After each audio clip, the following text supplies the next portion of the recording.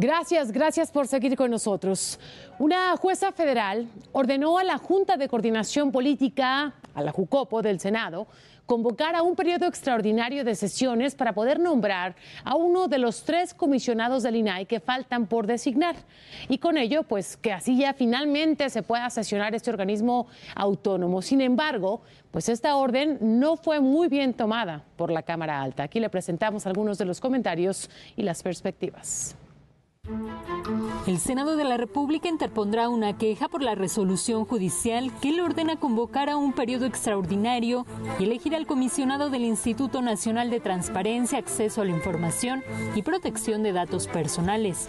Una jueza federal ordenó convocar a un periodo extraordinario de sesiones en la Cámara Alta para designar a uno de los 3 comisionados que faltan en el organismo autónomo. Que agotemos las instancias legales.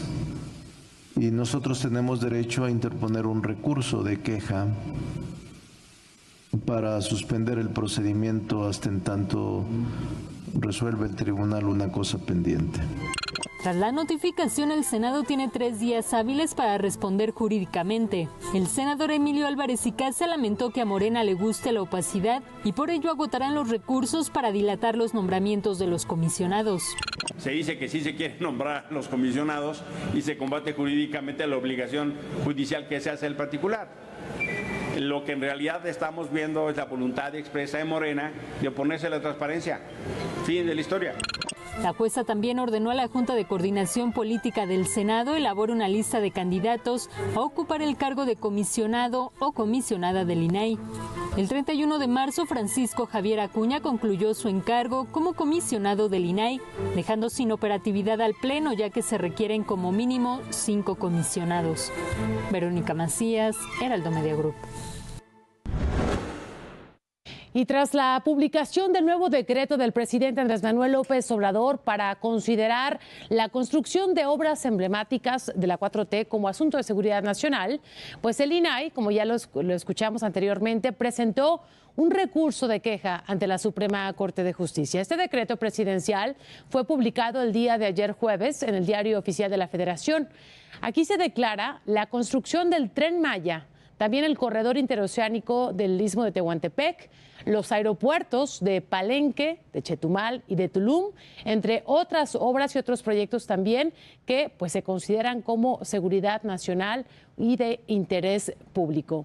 Para seguir conversando sobre este tema, saludo con mucho gusto a Itzel Checa.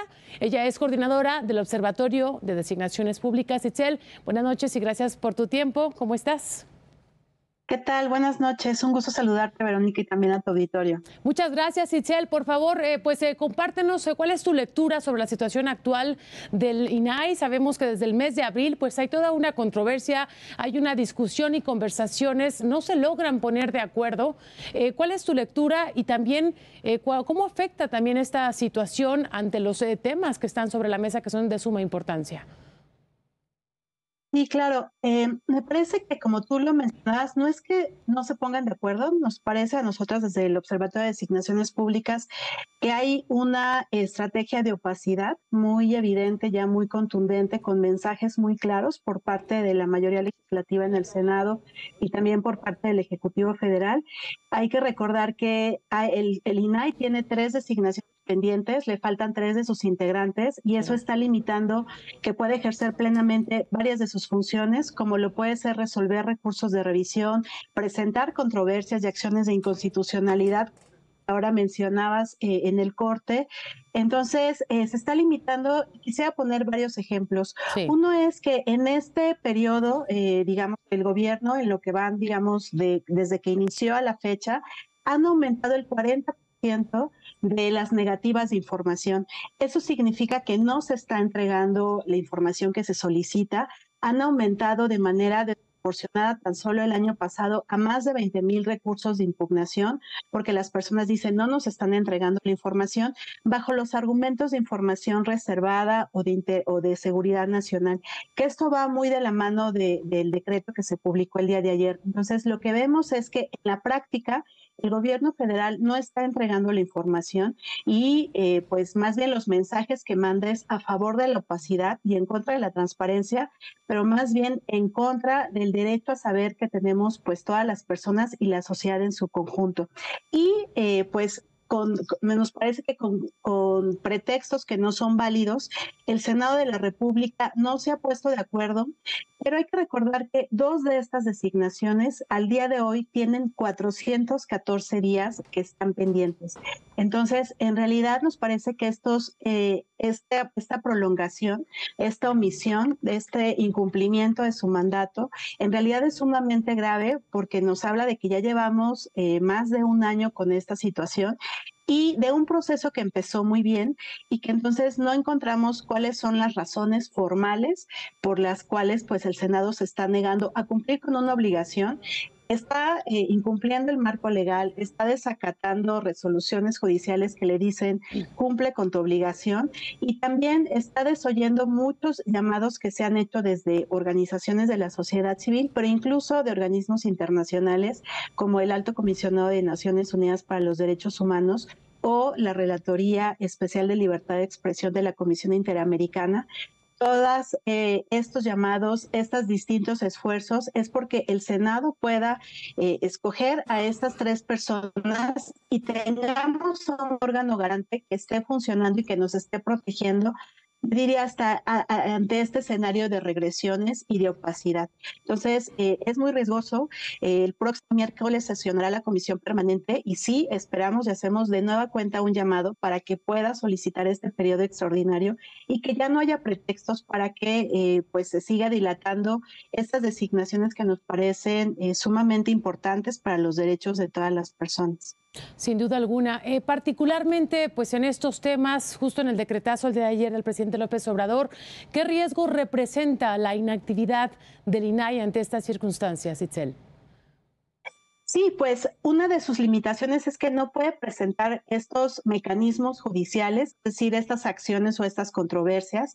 Recordemos que en 2021, en noviembre de 2021, cuando este acuerdo, el primer acuerdo fue publicado, el INAI presentó una controversia constitucional porque lo que decía es que toda la información de estos proyectos de infraestructura tienen que ser públicos, no hay razón para que se oculte esta información. Y entonces lo que ayer resolvió la Suprema Corte es que en efecto esta información es de interés público y por lo tanto tiene que transparentarse y habría que recordar que la negativa de información o las excepciones para no entregarla pues son casos excepcionales, no tendrían que ser la regla.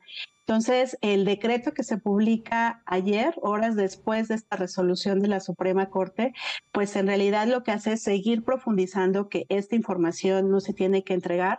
Tengamos presente que uno de estos proyectos que se mencionan en este decreto, el del Tren Maya, sí, pues el Plan Nacional de Desarrollo dice que es el proyecto emblemático y que de todo el presupuesto de infraestructura, este paquete de iniciativas representan más o menos el 20%. Es decir, 21 pesos de cada 100 que se están destinando a estos proyectos tienen que ver con este paquete y nos parece que pues no tendría que ser razón suficiente para que todas las personas sepamos qué es lo que se está haciendo, cuáles son las decisiones que se están tomando sobre esos proyectos que pues no tienen una importancia mayúscula. Entonces, lo que no puede hacer ahora el INAI, a pesar del esfuerzo que hace hoy de presentar este recurso de queja, es que formalmente no puede presentar esos instrumentos, ¿no? Que lo que hacen, tratan de revertir estas decisiones donde se trata de ocultar información importante para toda la sociedad y que incluso limita la participación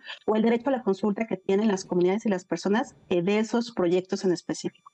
Ahora, Itzel, ante esta vulnerabilidad que presenta el INAI actualmente por las circunstancias de la situación, ¿quién más podría entrarle al tema? Es decir, ¿quién podría también interponer alguna controversia constitucional quizá? ¿Hay alguna otra dependencia? ¿Qué otros recursos podrían también involucrarse en el tema? Y pues esta es una facultad que pueden tener distintos órganos autónomos, como lo puede ser la Comisión Nacional de los Derechos Humanos. Sabemos cuál es la situación ahora de la Comisión Nacional. Es un ejemplo de que malas designaciones tienen consecuencias irreparables en las instituciones, pero en los derechos de las personas. Entonces podría hacerlo. También puede presentar una acción de inconstitucionalidad, pues la Cámara de Diputados, ¿no? Y ahí pues también esperamos que puedan reactivar estos mecanismos, porque tenemos, ¿no?, ciertos pactos, hay ciertos acuerdos de convivencia, de diseño institucional, y se están resquebrajando porque no se están oyendo, ¿no? Se está desobedeciendo el marco legal, la Constitución, pero entonces se pueden activar estos mecanismos. Y esperamos que sí se hagan, porque pues en realidad lo que buscamos es que las decisiones y las acciones de todo gobierno pues se rijan bajo el principio de máxima publicidad y pues nos garanticen ese derecho a saber que tenemos todas y todos.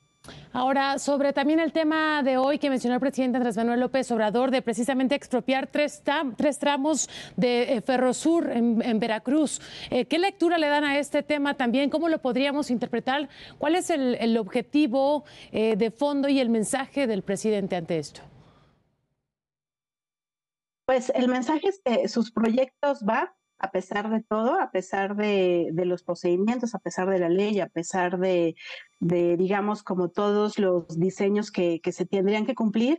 Y nos preocupan varias cosas. Una es que vemos que hay poca fundamentación, es decir, todas las decisiones públicas tendrían que estar fundadas y motivadas, es decir, que se conozca cuáles son las razones, cuál es el trasfondo, cuál es el marco incluso legal que soporta esas decisiones. Y lo que vemos es que justamente adolecen. Sabemos muy poco en términos formales por qué se toman esas decisiones, por qué se justifican, y en realidad pues nos vamos con las declaraciones que hace el Ejecutivo, y eso nos permite pues interpretar, ¿no?, en esta yo diría falso dilema, ¿no?, de que nos quieren poner en dos polos, pero en realidad me parece que está muy empeñado en lograr estos proyectos, pero digamos no está mal cuando uno tiene un propósito, más tratándose de una autoridad, pero no siempre como también en el marco de la legalidad, de la legitimidad, y siempre dando como todas las razones.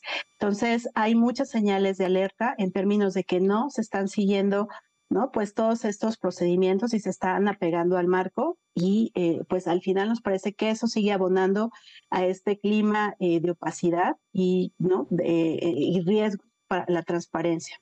Sin duda alguna.